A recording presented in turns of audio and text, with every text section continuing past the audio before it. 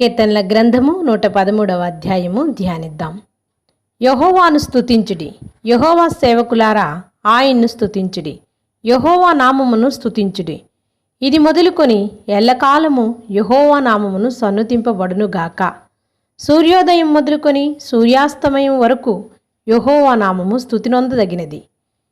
యెహోవా అన్యజనులందరి ఎదుట మహోన్నతుడు, ఆయన మహిమ ఆకాశ విశాలమును వ్యాపించి ఉన్నది. ఉన్నతమందు ఆసీనుడయున్న మన దేవుడైన యెహోవాను పోలియున్నవాడెవడు?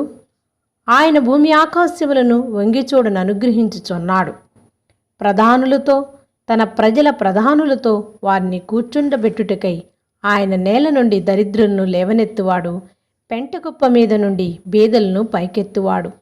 ఆయన సంతులేని దానిని ఇల్లాలుగాను, కుమారుల సంతోషము గల తల్లిగాను చేయును. యెహోవాను స్తుతించుడి. ఆమేన్.